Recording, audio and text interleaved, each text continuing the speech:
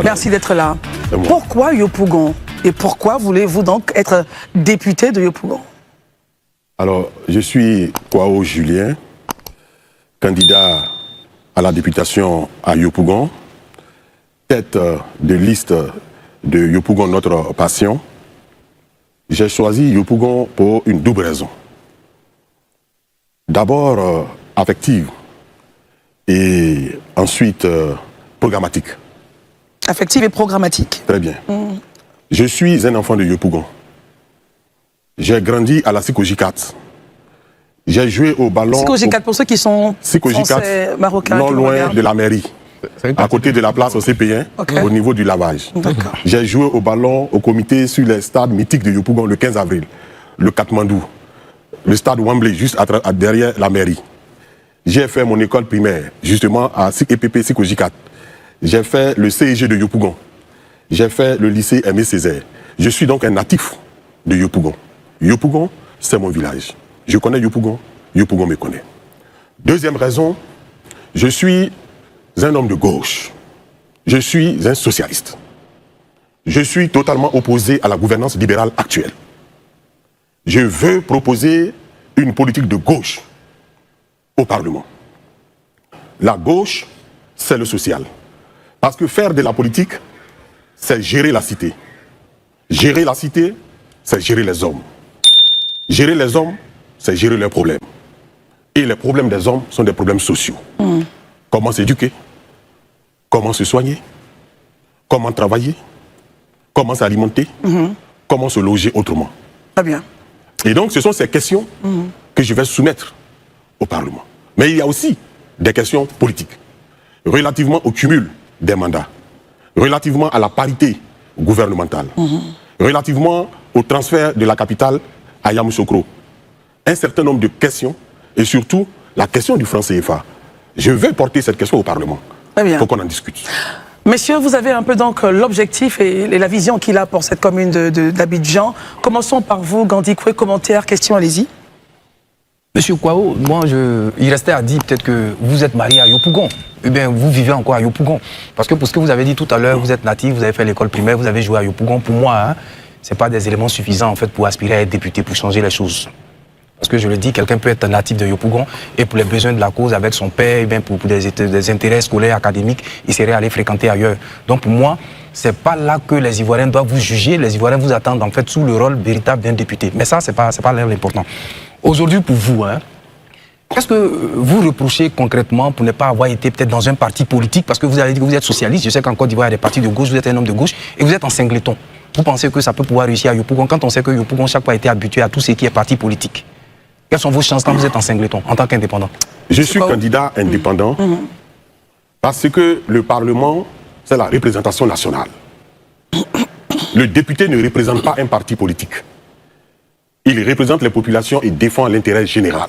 Non, mais je ne vous arrête pas, s'il vous plaît. Moi, vous voyez, je vais être un peu plus pragmatique. C'est vrai, quand un candidat est élu, il représente la nation. On sait que quand il y a les élections législatives, il y a des partis politiques qui proposent des candidats. Je vous dis, à Yopougon, comme on le dit communément, certains ont dit Yopougon de Gbagbo pour parler peut-être de leur parti. Aujourd'hui, à Yopougon, nous savons que le maire de Yopougon est du RHDP. Et aujourd'hui, il veut pouvoir être député. Je dis les partis forts, que sont par exemple le PDCI, parce que je vois aujourd'hui que le PDCI se met avec d'autres partis. Il y a une coalition. Le RHDP qui est un grand parti. Devant des partis politiques qui engagent des candidats, vous qui êtes indépendant, pour ce qu'on sait de Yopougon, quelles sont vos chances? C'est de ça que je veux parler. Mais écoutez-moi donc. Oui, je vous ai écouté. Écoutez-moi. Allez-y, monsieur Kwao. Je suis un candidat indépendant parce que le Parlement n'est pas le siège des partis politiques. Le député a un mandat national, il parle au nom des populations et non au nom des partis politiques. Et je n'appartiens à aucun parti politique. Cependant, je suis un homme de gauche. Je défends les valeurs de gauche. Vous avez dit tout à l'heure que ce n'est pas suffisant de montrer que je suis de Yopougon. Peut-être. Mais je vous ai dit que j'ai aussi un programme. Sur le plan social, je veux aller à l'Assemblée nationale pour prendre des propositions de loi ou faire des amendements. Surtout à la loi des finances. Pour réformer l'école. Au temps d'Oufo-Boigny, nous avons un système éducatif. Ce n'est plus le cas aujourd'hui. Les enfants sont 100, 150 dans les classes. Au temps d'Oufo-Boigny, en 1970, le budget de la Côte d'Ivoire était de 115 milliards. 50 milliards étaient réservés à l'éducation, soit 44%. En 2025, le budget de la Côte d'Ivoire est de 15 000 milliards. Seul 20% est réservé à l'éducation nationale. Je veux aller au Parlement, faire des amendements à la loi des finances pour que le budget de l'éducation nationale passe de 20% à 40%. Je suis un socialiste, je suis un homme de gauche. Ce qui m'intéresse, c'est la santé. Personne n'est aujourd'hui content du système sanitaire en Côte d'Ivoire. Comment cela? Je parle de l'hôpital public. Mais vous savez pourquoi? Sur les 15 000 milliards, seul 5% est réservé à la santé.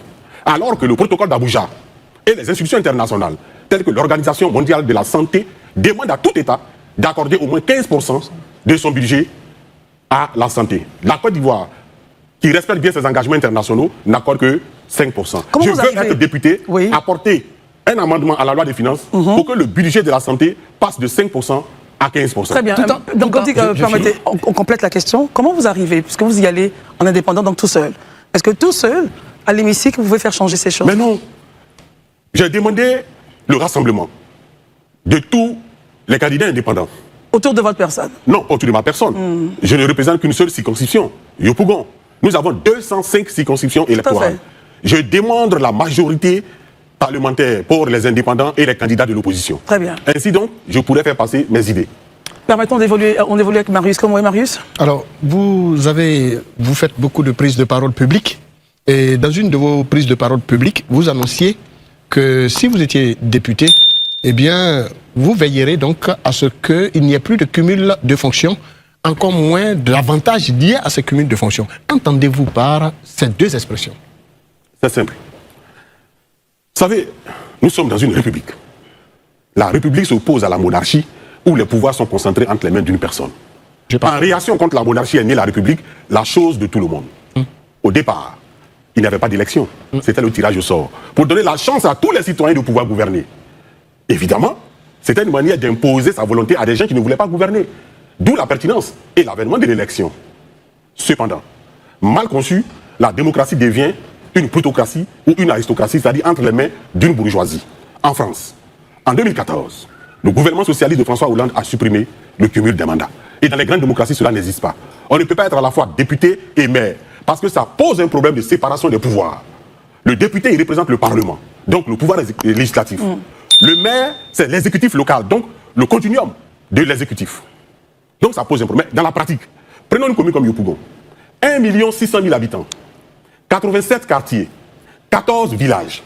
Comment quelqu'un qui est maire à Yopougon peut valablement être député? Il y a 2 sessions parlementaires. Il faut toujours être à l'Assemblée nationale. Et il faut toujours être présent à la mairie pour gérer le quotidien des populations.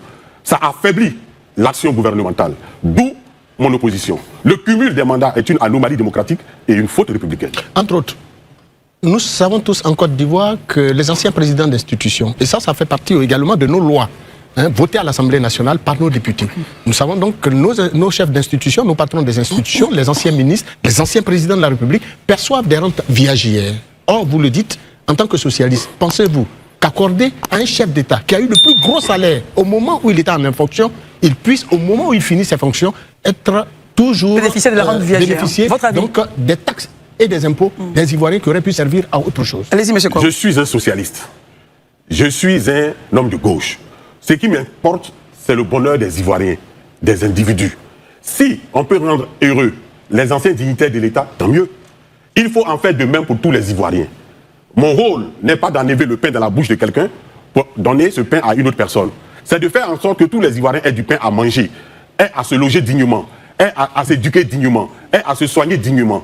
C'est ça le matérialisme politique. Très bien. Allons avec Arnaud. Oui, 2 questions, M. Kouaou, rapidement. La première question, c'est sur les raisons de votre engagement. Parce qu'on vous a connu personnalité de la société civile, qui formait, etc. Et puis aujourd'hui, on vous retrouve sur l'arène politique. Pourquoi vous avez shifté et on vous retrouve aujourd'hui en politique? Deuxièmement, vous avez évoqué dans vos propos liminaires la question du CFA. Vous avez dit que c'est quelque chose que vous allez soulever à l'Assemblée nationale. Quelle est l'actualité des CFA qui vous intéresse? Pourquoi soulever cette question aujourd'hui? D'abord, votre première question.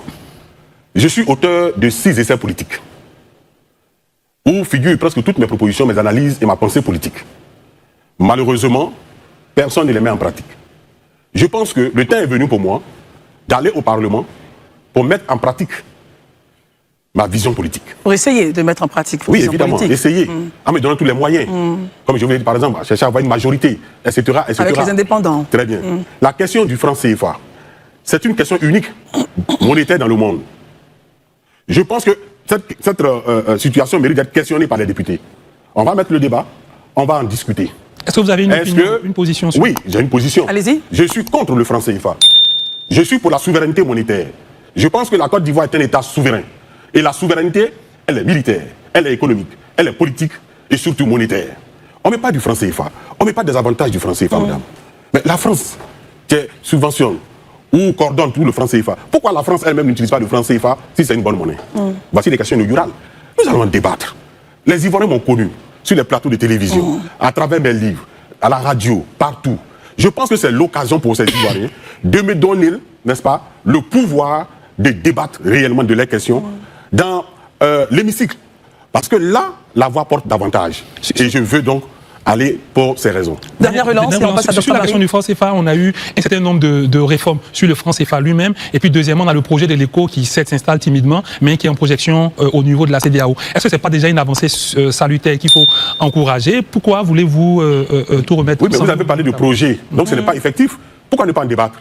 C'est ce que je veux. Je veux que le Parlement soit un lieu de débat. C'est pourquoi dans mon programme, je vais tout faire, prendre des propositions et demander à ce que la majorité me suive pour créer une chaîne de télévision et de radio parlementaire pour retransmettre en direct les sections en commission et en plénière. Avec quel moyen, s'il vous plaît, pour que les Ivoiriens puissent le voir. Dans toutes les grandes démocraties, cela existe. Très bien. Vous me parlez de médias qui existent déjà, mais est-ce que les médias le font? Monsieur Kouaou, s'il vous plaît, avec quels moyens? Il y a déjà des moyens qui attendent la mise en œuvre de la télé, de la radio parlementaire? Oui, mais pour créer une télévision, c'est simple. Vous le savez très bien. Mais attendez, vous m'invitez parce que je suis député, je vais être député. Tout à fait. Quel est le rôle principal du député? C'est de voter la loi. Allez-y. Quel est le rôle principal du Sénat, du sénateur? C'est de voter la loi. Je parlais des moyens. Je suis contre cette polygamie politique. Je vais supprimer le Sénat. Je vais supprimer un certain nombre d'institutions. Revenons aux moyens, s'il vous plaît. Mais je parle des moyens. Quand on supprime le Sénat... Sur la télévision, la radio... Mais suivez, madame. Allez-y directement. Quand je supprime le Sénat, je supprime le budget qui est réservé au Sénat. Quand je supprime un certain nombre d'institutions, mais cet argent va servir à créer ces genres d'institutions démocratiques qui vont permettre aux Ivoiriens de voir qui est député et qui ne l'est pas réellement. À la seule différence qu'il ne vous revient pas de supprimer le Sénat en tant que député. À la seule différence qu'il ne vous revient pas de supprimer le Sénat en tant que député. Quand vous prenez l'article 177 de la Constitution, dans sa lettre et dans son esprit, le député a l'initiative de la révision constitutionnelle. Donc je le peux. Vous savez bien. Écoutons Dr Barry. Dr Barry. Monsieur Kouaou, vous êtes natif de Yopougon Sikoji 4, moi je suis natif de Yopougon Sikoji 1. Donc, ça c'est bien ça. Vous avez parlé tout à l'heure d'une majorité d'indépendants, sachant que les indépendants sont des divers profils. Il y a des indépendants qui sont fâchés avec les familles politiques. Et quand on connaît l'historique, on sait qu'en cas de victoire, où ils vont aller, comment vous allez convaincre ces indépendants-là de vous suivre? Ça, c'est la première question. La deuxième question, si on fait de l'éducation un budget de 40%, on met la santé à 15%, mathématiquement, ça fait 55% du budget. Dans le contexte sécuritaire dans lequel on évolue, que prévoit M. Kouaou pour la défense, par exemple? Quelle proposition il compte faire pour la diplomatie, la défense, l'industrialisation, par exemple? Parce qu'on sait que la Côte d'Ivoire, dans le domaine minier, connaît une évolution. On écoute Dr. Barry. Projet de loi. Qu'est-ce que vous avez prévu pour ces secteurs? Allons-y. Ok, merci beaucoup. Bon, pour ceux qui ne connaissent pas Yopougon, Sikoji 1, c'est à côté du marché de Sikoji, vers le stade des Chapions. Vous maîtrisez la commune. Non, je suis un enfant de Yopougon. Tout à fait. Je suis le plus connu de tous les candidats de Yopougon. Vous comprenez bien? Voilà. Vous y habitez. Donc, c'est pour cela que je suis candidat indépendant. Mais non, dans mon programme, j'en parle. Nous allons proposer une loi contre la transhumance politique. En 2021, après les élections législatives, 18 députés indépendants ont rejoint le RHDP. 2 députés indépendants ont rejoint le PDCI-RDA, trahissant ainsi la volonté et l'esprit des électeurs. Nous allons prendre une loi à travers une proposition pour supprimer cela. Si vous êtes indépendant, vous restez indépendant jusqu'à la fin de votre mandature. Ainsi de suite. Voilà. Nous avons. Deuxième chose, vous parlez du budget. Mais Houphouët-Boigny le faisait. Pourquoi? Attendez, vous avez posé une question, je vous donne une réponse. Laissez-moi argumenter. Allez-y, je vous en prie. Allez-y. Au temps d'Houphouët-Boigny, le budget de l'éducation nationale était de 44%. Alors comment il a fait? Et c'est pour cela que vous, aujourd'hui, nos parents, on parle de la Côte d'Ivoire parce qu'on a formé de véritables cadres. Je vais vous donner un exemple. La semaine dernière, dans la presse, on nous a dit que près de 1300 élèves de 6e à Azopé, dans la région d'Azopé, ne savent ni lire ni écrire. La question est inaugurale, madame. Comment ont-ils fait pour avoir le CEP et l'entrée en 6e? Que deviendront ces cadres demain? L'école est primordiale. Je vous ai dit que je suis un socialiste, je suis un homme de gauche. Pour nous, tout part, la meilleure richesse d'un pays, c'est la ressource humaine. Et donc, nous allons trouver les moyens. Est-ce que vous savez, M. Barry, que quand nos mamans, par exemple, accouchaient au temps de Félix Houphouët-Boigny, elles faisaient 2 semaines à l'hôpital. On les nourrissait gratuitement. Aujourd'hui, dans les hôpitaux publics, une femme accouche à 10h, à 10h30, on la libère. Ce n'est pas normal. Il y a plus de cliniques privées que d'hôpitaux publics. Très bien. Nous avons, s'il vous plaît, aujourd'hui, 3590 collèges et lycées en Côte d'Ivoire. Merci beaucoup. Seuls 902 sont publics, soit 23%, 77% sont privés. Je suis contre la marchandisation de l'école et de la santé. Merci beaucoup. Monsieur Kouao, merci. Alors, on constate bien que le futur, enfin, s'il est élu, il souhaiterait donc nous ramener cette époque magnifique de feu le premier président Félix Houphouët-Boigny. Que nous avons connu. Parti unique. Donc, il veut le parti unique implicitement. Vous ne savez pas ce qu'il a dit. Je n'ai pas dit ça. Implicitement, oh là là.